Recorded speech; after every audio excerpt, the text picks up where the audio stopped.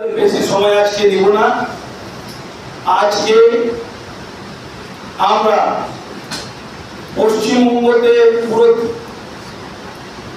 যে হাল হচ্ছে ওই হালটা দেখে আমরা অনেক দুঃখিত আছি।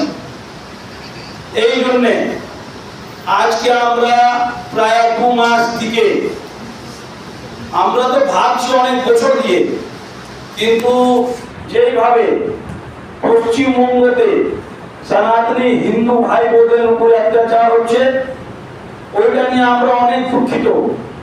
আপনারা জানেন আমরা অনেক চিন্তা ভাবনা করে, আমার গুরুজনরা বসে আছেন, অনেক চিন্তা ভাবনা করে আমরা এই সংগঠনটা আজকে উন্মোচন করলাম। কারণ আপনারা জানেন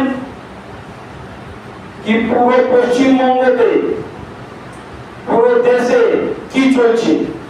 আমরা যে রাজ্যে আছি আমাদের রাজ্যের হাল ঠিক নেই। আপনি দেখবেন এই কলকাতার বুকে চার ইচ্ছে হচ্ছে জিহাদি তাকতরা সব সময় এসে পুরো কলকাতাকে আচরণ করে দিচ্ছে আর বড় বড় কথা বলছে। 2000 লোক ওইখানে বসিয়ে দিব, 2000 ওই মোড়ে বসিয়ে দিব, ওরা মুড়ি খাবে, বসে থাকবে। তো আজকে আমরা চিন্তা ভাবনা করে ওদের মুড়ি খাওয়াবো কি খাওয়াবো, এই জন্য আমরা এই সংগঠনটা তৈরি করেছি।